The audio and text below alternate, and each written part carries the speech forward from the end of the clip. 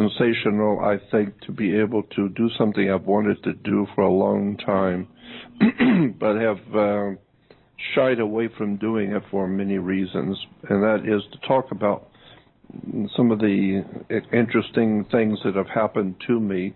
I don't know how important they might be, but they are interesting to me, and I thought I'd like to at least reminisce over some of the strangeness in my life. God knows I've had a lot of it.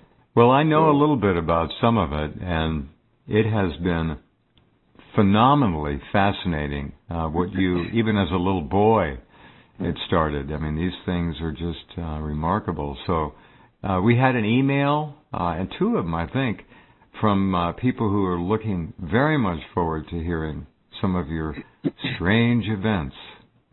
So let's go to it. Okay, well, I think I would like to start off by just giving you some background about my family. When I was growing up as a kid, my mom used to tell me from time to time, we'd sit and talk about the family, and I would ask her about my grandfather and about the family, and as a kid, and she would always tell me that you are from the Carroll family, and she would always spell it Carroll, Carroll family. And she said, your family and ancestry goes back to Virginia and Washington, D.C., the John Carroll family. And so, of course, that and $2 will get you a cup of coffee. I have no idea what she's talking about. And so it wasn't, and I remember her talking about that quite a few times, and she even talked with the Senator Claude Pepper on radio about the Carroll family, and I remember Senator Claude Pepper talking about the Carroll family and my mom and her family. So I know there was some validity to it because I heard a congressman or a senator agreeing with her. And so it wasn't until later in life, back in the year, I guess, 90s and mid-90s, when I came across a book called Rulers of Evil by Tupper Saucy. Rulers of Evil. And it's on my website under recommended materials. You can go get it there. But in the book, Tupper Saucy talks about the founding of the United States of America. And he talks about the family that was very, very instrumental was called the Carroll family. From double R, double L. Right. And he said that the Carroll family was if I'm remembering this correctly, as a Jesuit Catholic family, very wealthy at the founding of this country, very wealthy family. And so when George Washington and the founding fathers needed a place to set up the central government, the federal government, he brought out in his book that it was the Carroll family who donated the property, which today we refer to as Washington, D.C. Oh, is that all, huh? Just Washington, D.C. Yeah, Washington, D.C. was owned by the Carroll family. And it was donated to George Washington and the Founding Fathers as a donation. And then when I read that, I thought, wow, that's what my mom was telling me about, the Carroll family. Then later on, the movie came out, National Treasure. And in the beginning of the movie, National Treasure, it's about the Carroll family. And as a matter of fact, one of the very first scenes in the movie is Martin Landau, that sensational actor. Martin Landau is in a horse-covered horse carriage, and they're getting him out of town. And it's a stormy night, and beneath him on the screen it says the Carroll, John Carroll of the Carroll family. And that was in National Treasure, the very opening scenes in National Treasure. And so I was shocked again. There it is in movies, the Carroll family. And so the bottom line is that for whatever it's worth, I just thought, I'd like to tell you, I'd like for somebody to know, not that it's going to do me any good, but that my family, the Carroll family from Washington, D.C.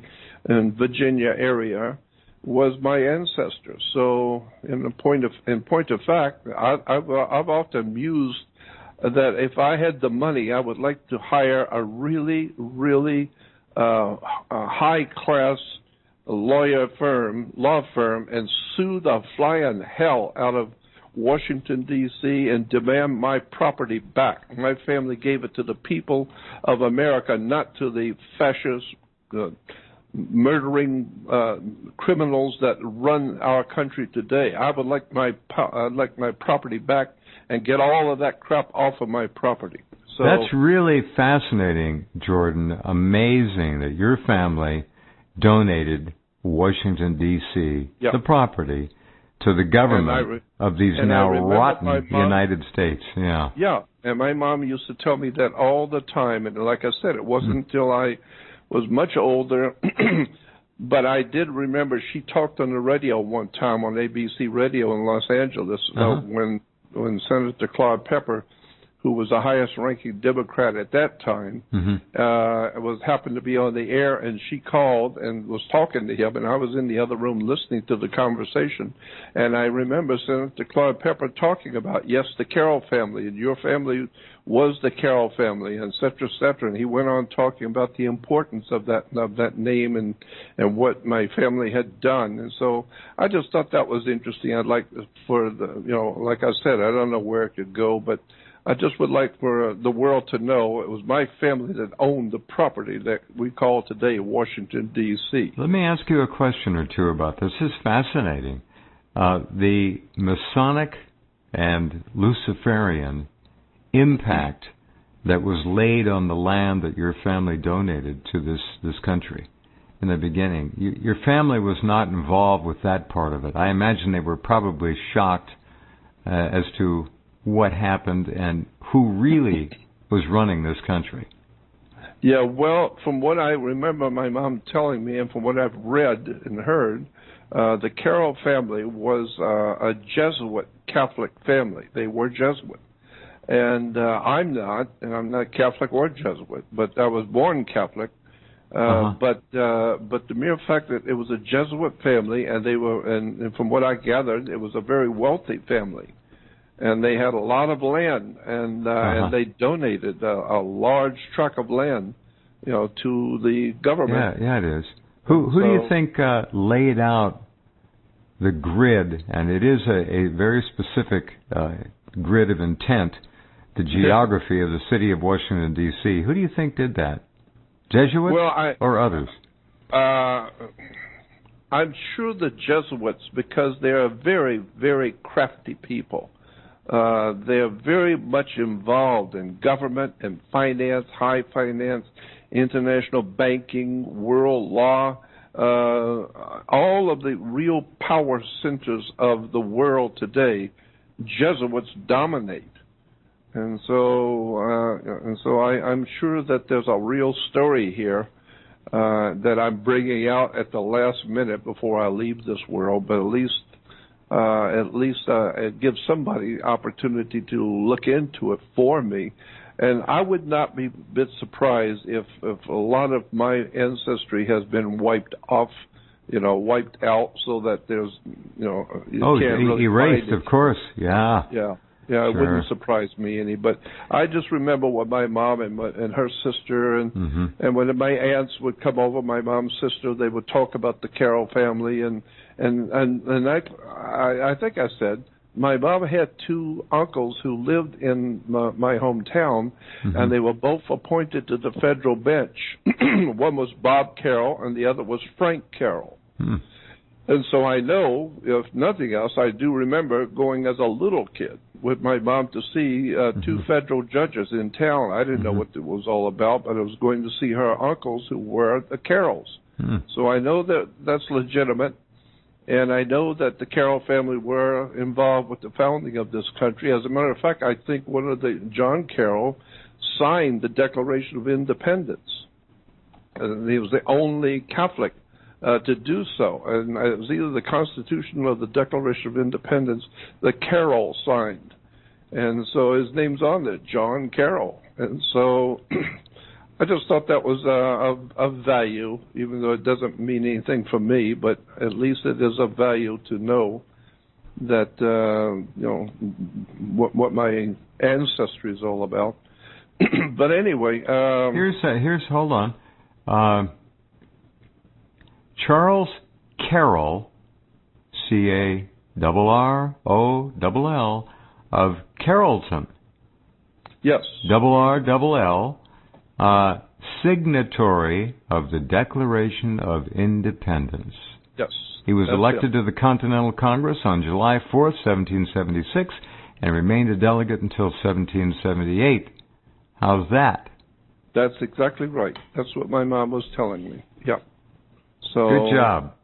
Well, and when you think about it, Jordan, excuse me, I didn't mean to interrupt, but you look at it now, and the hope and the vision and the goodness that went into this whole establishing of the country, the Declaration of Independence, the Constitution, the greatest document probably in history, and look at the actual blackness that is Washington, D.C. It's the center of Luciferian satanic evil on the planet.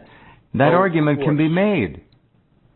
That there is no doubt to anyone with an IQ of over 40 that Washington, D.C. is the center for all of the demonic depravity and filth that's going on the inhabited earth. And it's my country. I was concerned about America because I grew up in a country that I loved and my family worked in, right.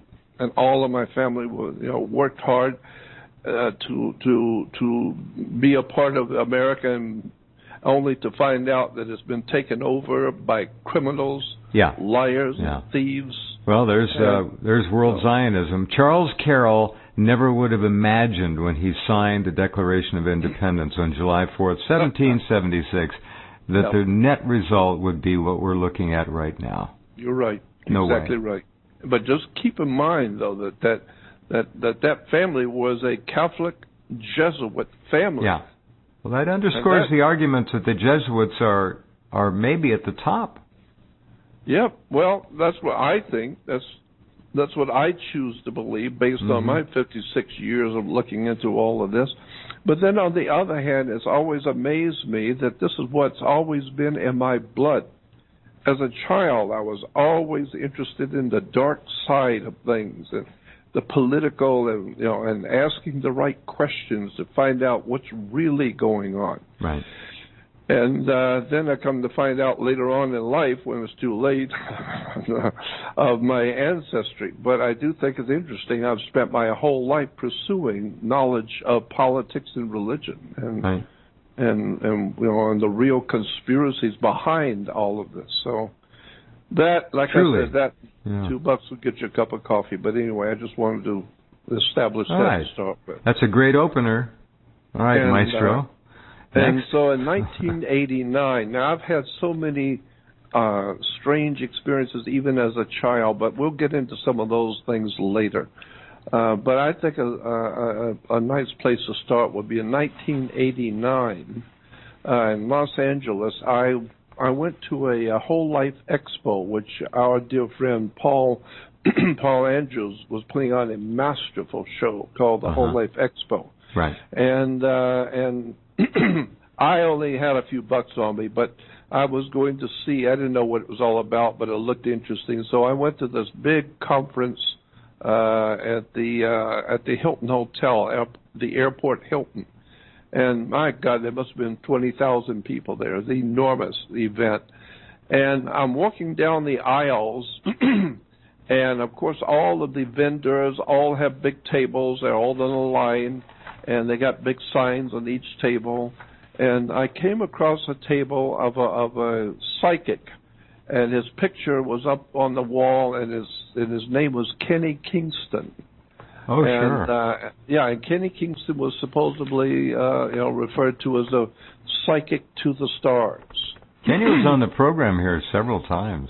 Kenny was fascinating. I used to do shows with him. Sometimes I'd come on as a warm-up. Yeah, I used to do warm-up for him. No kidding. I'd come on and talk. I'd come on and talk about the occult world and spirituality, et cetera, and then I would introduce the speaker, Kenny Kingston, you know. So I was very close friends with Kenny. But anyway, when I first met him, I saw his picture, and he had all of these pictures on the wall of him with famous people. I mean, the Queen Mum and the top and echelon, all of the royalty of Europe. Yeah. And so, and he was said to be the psychic to the stars. Well, at that time, I didn't know what a psychic was. I wasn't interested, but I was interested in the fact that this man has seen in the company of some of the most powerful people in the world, and whatever he's doing, he must be doing good at it because he's with all these important people. So I thought, I want to see what he's doing. And so I came up to the table, and there was a sign that said, for $10, you buy a little audio tape or a little pamphlet that he wrote about spirituality, etc., and he would give you a 1-minute complimentary reading to show you what he can do, to give you a psychic reading. And so I thought that sounded interesting. It's only $10, so I got the pamphlet and I was reading it. Well, the way it worked is that there were so many people in the aisles that if you're going to talk to Kenny, you have to line up next to the table, single file, and you go to the end of the table. The next person to see him would go to the end of the table, and Kenny was facing away from the aisle, facing away from the people. So you have to go around and then turn around and now facing him and talk with him. And so I was reading the pamphlet, and it didn't occur to me that I was holding up the line until I looked up and I saw that the person ahead of me had already gone and talked to Kenny and left, and I was holding up the line. And so the moment I saw that, Kenny Kingston turned around. He had a swivel chair.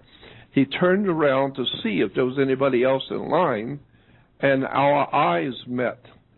And the first thing he said to me, I had never seen him before. I had no idea who he was or what he could do or what he was doing.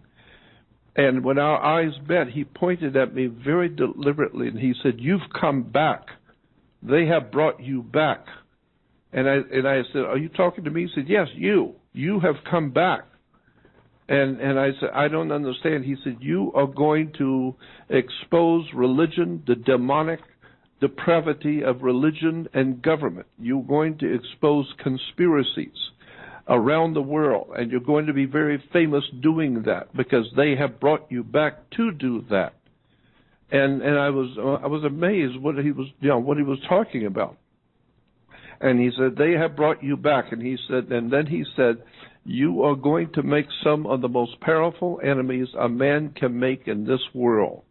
But at the same time, you will attract the attention of some extraordinarily powerful people who will know who you are, and they will know what you are doing here. And they will protect you, but you will never know who your protectors are. You will never know who your enemies are. But the people who know who you are and want to protect you so you can do your job," he said, "they are going to put a circle around you," which means out on the street, wherever you go in this world, whatever you do, there's a circle that's been put around you by some extraordinarily powerful people in this world that are protecting you. And that circle simply means nobody to touch you. Nobody.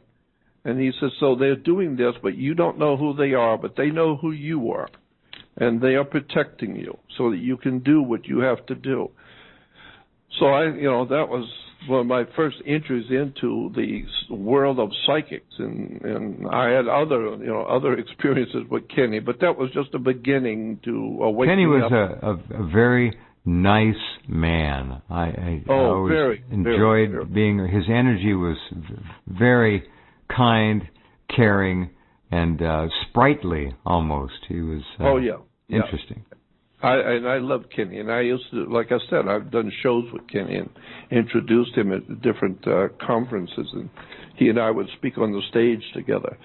So, but anyway, that was one of my beginnings, and then second, I was asked to speak at a conference, and I've spoke at so many conferences and conventions and seminars all around the world. But I was asked back in I think it's about 1995, that I was asked by the conference people to speak and be a keynote speaker in Pasadena at a big UFO kind of convention. And so about a week before the conference, the owner, the guys putting it together, called me and they said, we're going over to Pasadena to look at the hotel that we're go, you'll be speaking at. You want to go with us? And I said, sure. So we went over, and we're looking at the room and what it's going to be like when we get there. And then they said to me, we were sitting in the lobby, and they said to me, what are you going to need for your presentation? Do you need a blackboard, or do you need projectors, or what is it you're going to need to do your presentation? And I said to them, look, all I want is just a table. I want a table and a chair, period. I want to be able to sit before an audience like a teacher, with all of my documents and papers and everything laid out on the table. And so I just want to talk to the audience without any glitz, without any glamour, and talk with them about the kind of research I've been doing. And so the guy who owned the conference said, he said, okay, here's what I'll do. I'm going to put a video camera on you and on stage, and I'm going to have the cameraman sit in a bar stool behind you, with the camera behind you, so that when you pick up the piece of paper and talk about the document, hold it up so that he can zoom in on it, because he's going to be right there over your shoulder the whole time. So hold it up so he can zoom in on it, and we'll have closed-circuit TV so everybody will be able to read it together. And so that next week it came out fine. It came out great, and so at the end of the evening, when we were all going home, the guy who was sitting on the stage with me, the cameraman, he came over and he said, Jordan, my wife and I would like to have you come to dinner tonight. Would you come over? And I said, of course. So I went. I followed them home, and they lived in Pasadena at a very nice condo upstairs. Mm-hmm. And so his wife was in the kitchen fixing dinner, and he and I were sitting in the front room gabbing about UFOs and everything else. And we're just sitting there talking. And then after a little bit, the wife comes out and says to him in front of me, she said, have you told him yet? And it was kind of shocking to me. And he said to her, no, I wasn't going to tell him till after dinner. And I said, tell me what? And he said, well, I got an ulterior motive for inviting you here, something I have to tell you. And he said, I've told this story to so many people, and my wife has heard it over and over, and now I am going to tell you a story from long ago. And he said, I just turned 50 years old, just about a week and a half ago. And he said, and when I was 17 years old on the East Coast, I think he said Massachusetts or somewhere like that on the East Coast, he said, one summer, I was thumbing my way after school was out. I was thumbing my way to go visit my cousin. And he says, so I'm out on the highway thumbing a ride, and this old man in a beat-up, dirty, filthy pickup truck that looked about as old as he was. And he said, but at least he stopped and gave me a ride. So he said, when I got in, the cab smelled terrible. He was smoking cigarettes, pipes, all kinds of anything that would burn, he was smoking it. And he said it stunk terrible. It was an old man, but at least it's a ride. And he says, as we were driving off, this old man began telling me everything about me and my family that nobody would know. He was telling me about my dad's work and his partners and my girlfriend and my mother, and he said there was nothing he didn't know about us exactly correct. And he said, I was astonished that this old man knows so much about me and my family, and he's absolutely correct on everything. And he said when he finally let me out, as I was getting out, he told me, he said, everything I've told you up to now was to get your attention and to entertain you. And he said, before you go, I'm going to tell you something important now. He said, after you're 50 years old, you're going to be on the other side of this country. And one morning, you're going to be in a big hotel and a big meeting room and lots of people, and you're going to be sitting on a very tall chair on the stage with a man who's sitting at a table on the stage, and you're going to be with a camera. And that camera, he said, the old man told him, that camera does not exist right now, but it will exist then. And you will be operating that camera over his shoulder so that whenever he picks up a piece of paper, the people in the audience will be able to see it. And he says, so when that happens, you tell that man, I put him there. It was my idea for him to sit at that table and that chair with you sitting behind him with a camera. I put him there. So you tell him that. So he won't misunderstand and think it was his idea. Right. You tell him, I put him there. And when he told me that, that so visibly shook me that I got up and left. I went outside and walked down the street, and I was really afraid. And he came out, my friend came out and walked with me for a little bit. Mm-hmm. And he said, I just had to tell you that because the old man told me to tell you that he put you in where you were this morning. He put you there, and it's his will, not yours. So I don't know what that means. I have no idea, and I'm not verifying anything. You need to understand this. I am not verifying anything. I'm just telling you what happened. Yeah. Because so many times, I'll give you an example of what I'm talking about when I say I'm not verifying. You know, I may have I've had it happen. Sometimes somebody will come up to me, some lady will come up and say, Jordan, I just think you're an angel. And I said, well, thank you. And I whatever that means. So I thank you. Then later on, I tell somebody on the radio show, I said, well, I had a lady come up to me a few days ago, and she thought I was an angel. Immediately, the next day, the web is alive and jumping. Jordan Maxwell said he was an angel. And Jordan Maxwell must be a lunacy. He must be a loon, goofy. He said he's an angel. Mm-hmm. And in point of fact, I'm just amazed at what people will do to you when you tell them the truth. And the point was, I didn't say I was an angel. I merely said that this was what a young lady told me. And so this is why I'm saying, again, what I'm telling you tonight and will tell you in the future. I am not verifying anything. I'm just telling you what happened. So anyway, that was startling to me. These are very, very interesting markers along the roadway. You've got so many of them. Yeah, no doubt about it. The other thing I was going to tell you about is that my dear friend, he's gone now, I'm assuming. I haven't heard from him in a long time, was Bob Leeds. Bob was an important man in Hollywood and the motion picture business. And one morning, Bob, when I was living in San Diego working for the Truth Seeker Company, Bob used to come over and visit me all the time. And so he called me one morning and said, I want to take you to breakfast this morning. It was a Saturday morning. And so he came over and he said, any place you want to go this morning, I'm treating you. Any place you want to go, you tell me and we'll go have breakfast. I said, oh, okay.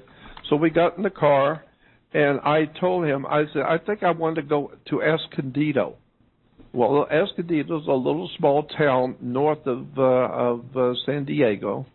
And so he said, well, I was thinking about something really nice in downtown San Diego. And I said, well, I'm thinking in Escondido.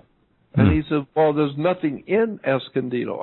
And so I said to him, as we were getting in the car, you said you would go wherever I wanted to go. And he said, yes. I said, well, that's where I want to go, Escondido. So he said, okay, we'll go to Escondido. There's nothing there, but we'll go. So it's about a 20-minute drive north to Escondido. So while we're driving, he and I got to talking about people that we admired in our life and friends that we've had when we were growing up and what they may be doing today or if they're even alive today.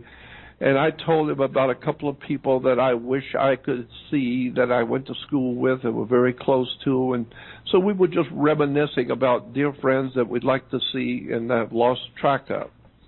And he was then telling me about the two people in his life that was so important to him that he had lost contact with and didn't know anything where they were at all. And he said it was one of them was an old Native American Indian that he grew up knowing and was kind of like a second father to him. Right.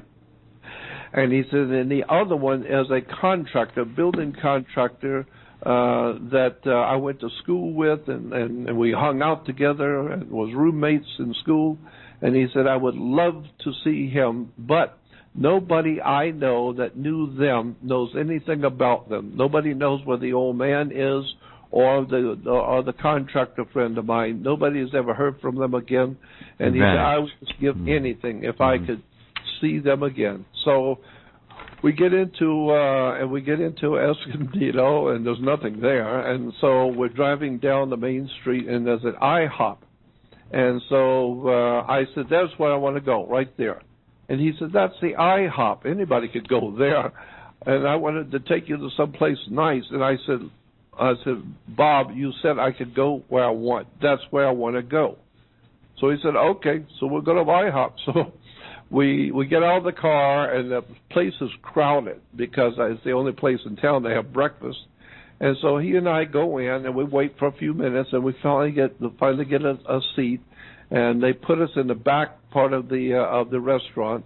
And when we sat down, I was facing away from the front entrance.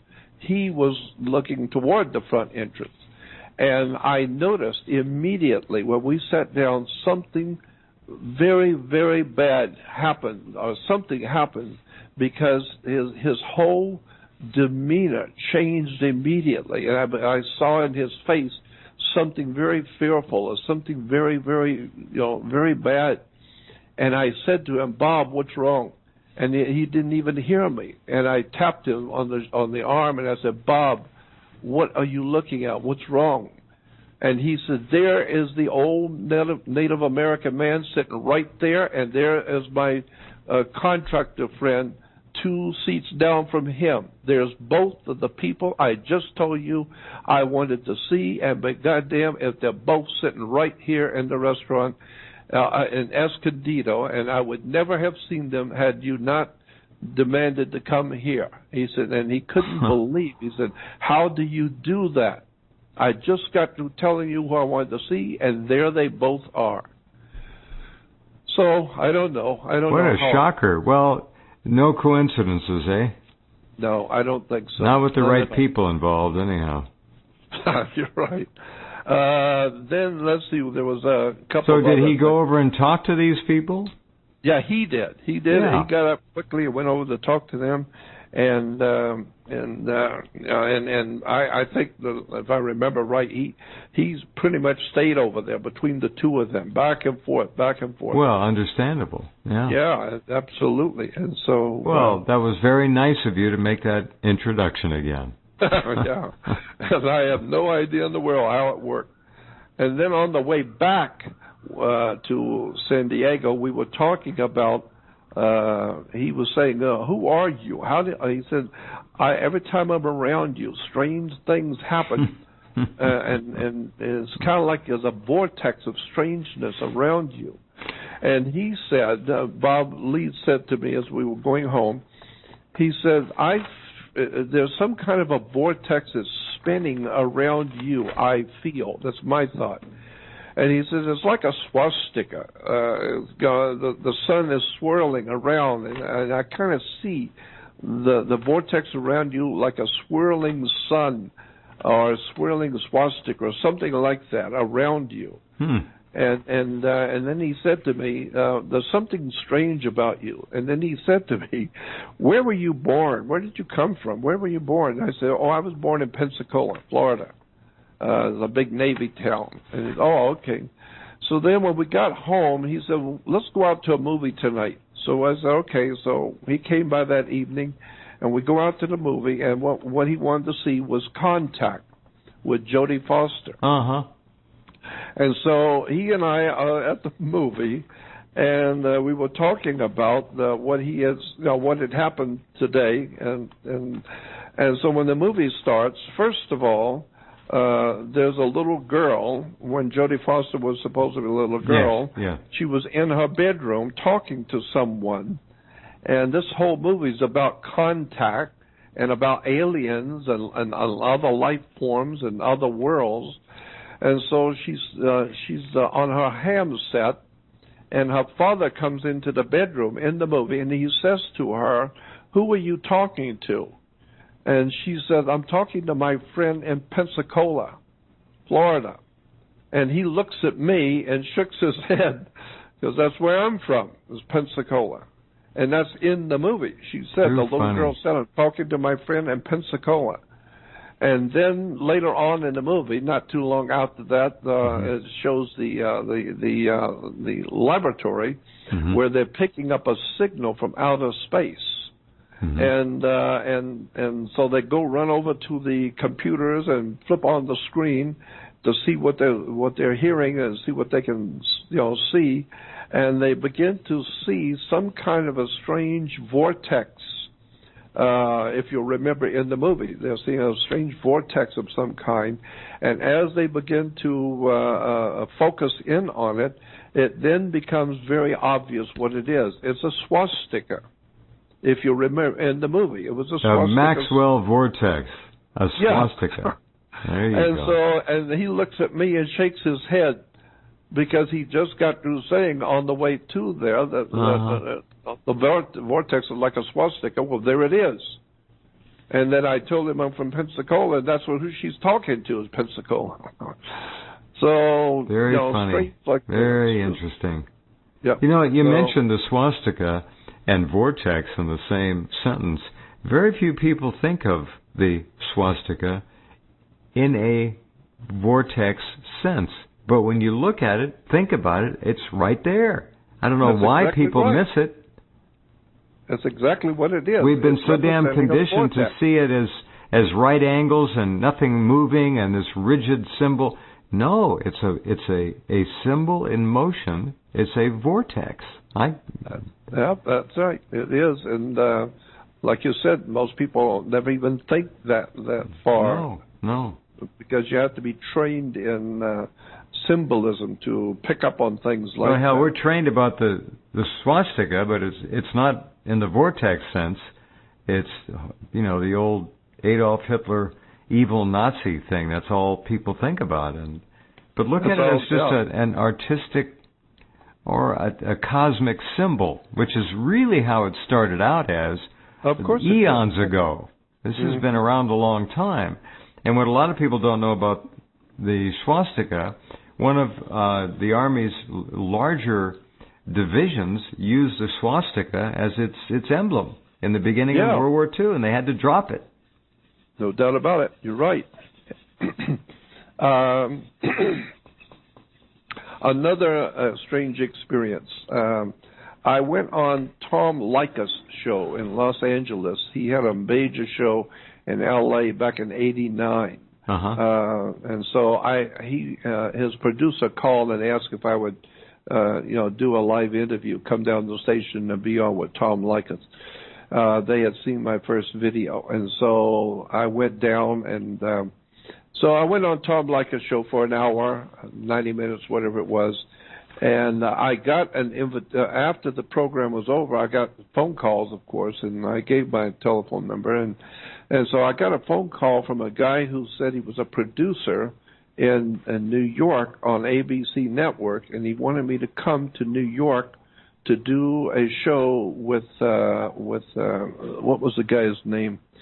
Can't remember his name right now, but I'll think of it in a minute. And so I was supposed to go to New York to be on this radio show in ABC New York, and so I did. And a talk show. It was what was his name? He was Bob Grant. Bob Grant. Okay. I was on Bob Grant's show. And they flew you to New York to do this. That's interesting. Yeah. They didn't just put you on the phone.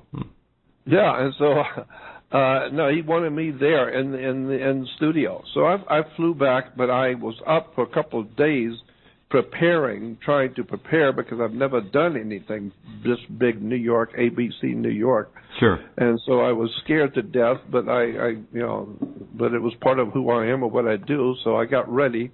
Well, I had to take a red-eye flight and got there about 5 o'clock in the morning into New Jersey at an airport. And I was so incredibly tired and so sleepy that it was amazing that I was still alive to walk. I was so tired.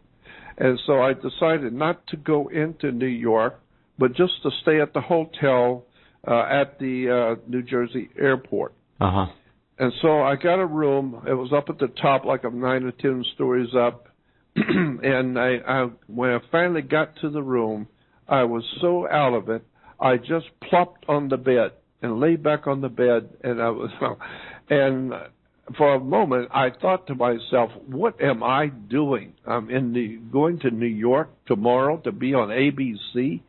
I don't even know what I'm doing here. And so I said out loud, I said to the room, is there someone here to guide and help me, or am I doing all of this on my own? And when I said that, the bed began to rise. And I sat up quickly, because as tired as I was, when your bed starts to pick up and float in the air, you sit up quickly. And I was amazed that the bed was starting to float around the room. And I saw it going near the window, and I started to crawl to the edge of the bed, because I figured if this bed breaks that window and goes out the window, I'm off the bed. That was for sure. And so it got right up to the window, and then it turned around and began to float back toward the bathroom, and then it turned around slowly but surely and came back to rest exactly where it was. How far off the ground did it get, Jordan? How far? A foot off the ground? It's maybe two, two, because it was quite. I was pretty close to the ceiling, and so as it moved around the room, I was absolutely shocked. I was in shock. I could not believe this bed is moving around the room.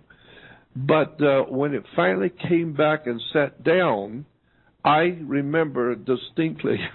I was so tired, I just said, "Thank you, I'm going to sleep." And I fell back on the bed and fell fast asleep.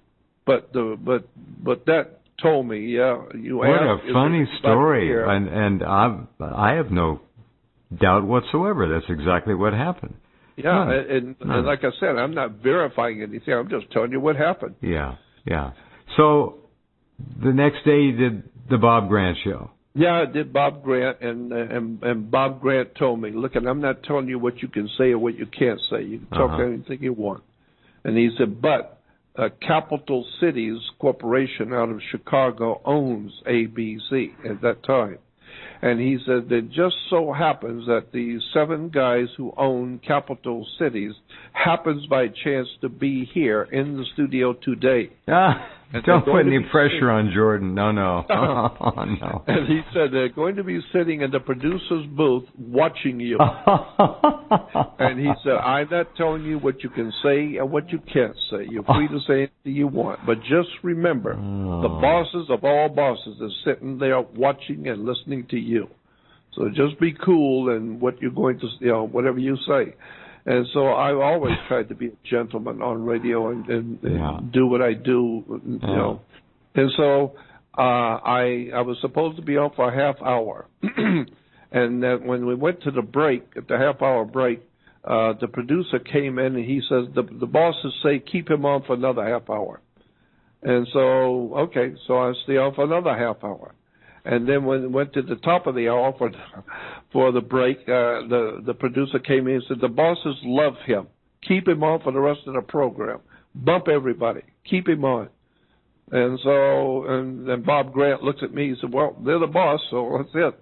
So you're on for another 2 hours. So I did a 3-hour show with Bob Grant, and afterwards, when the show was over, all the big shots were all over at the water cooler talking, and I went over to thank them for their kindness. And the guy who seemed to be the speaker for the group, he said to me, he said, have you ever done your own radio show? And I said, no, sir, I have not. And he said, well, you want to think about it because we like you. And he said, and if you can make it in New York, you can make it anywhere. If New York doesn't like you, you need to go back and get a job. But if the people of New York like you, and he said, we're getting phone calls as far away as Georgia wanting you to do radio with other people. He said, so you've done pretty well for yourself for the first time on a network. And so, that's where it went, and I was very happy about that, and Bob Grant was very nice, but that was something I was not expecting, as a floating bed to let me know there was somebody there with me. I don't know which is more amazing, the floating bed or conquering ABC radio like that, with God in the control room staring at you. Yeah, that's true. All 7 of them was sitting there. I know how this works in radio, and that's a lot of pressure, boy. Oh, it was. I was scared. Bob shouldn't have told you. I don't know what he's doing telling you. Yeah, no, he just told me. He said, just remember, the bosses of all bosses are sitting right there behind that glass watching you. Well, he was on radio for a long time. I don't know if he still is or not. I don't know either. I'm not sure, but he was so very nice to me. Very, very nice. I've heard only good things about him. Yeah, he was very, very personable and very nice guy. And, well, isn't there a song, if you can make it in New York? Isn't there a song, if you can make it in New York, you can make it in That's right. Yeah, Frank Sinatra. And then one other quickie experience I've had among the 40 or 50 we'll talk about later, but I went out to the northern suburbs of Los Angeles to stay with a friend who had a home up in the mountains of Los Angeles. Mm-hmm. And there's a young friend that I had with me at the time, and so he was invited to also stay for the weekend at this guy's house. So it was a triple layered house up on the mountain. And so we took the top layer, which was a big bedroom, and so my friend and I were taking the big bedroom upstairs, and the rest of the family were downstairs. And so in the middle of the night, my friend and I got up, and we decided to go up on the roof. It was a summer night, so we went up on the roof, had a couple of beers, and were sitting up there just talking and overlooking Los Angeles at night. It was beautiful out. And we're just sitting there talking and admiring the heavens. And for some reason, which I have no idea why, I said, and he's sitting there listening to me, I looked up in the sky and I said, Almighty God, if you could hear me, would you please let a meteorite hit the mountain over there? And I pointed. And when I pointed, a meteor came out of the sky and boom, hit the mountain right where I was pointing. And all the lights on the mountain, everybody started, all the lights came on. People went, what in the hell was that? It hit the mountain so hard. And it was a huge meteor. exactly where I pointed, exactly where it hit. Well, a couple ways to look at that. A wish fulfilled or precognition of an event about to happen. Yes, yeah, and I don't know which, and I'm not verifying anything. I'm just telling you what happened. I don't know how it happened. And my friend still lives in the same city with me right now that was there with me. He's right here in the same town I am, and we've talked about that. And he's asked me, how in the world did you do that? And I said, I don't even know what it is I did.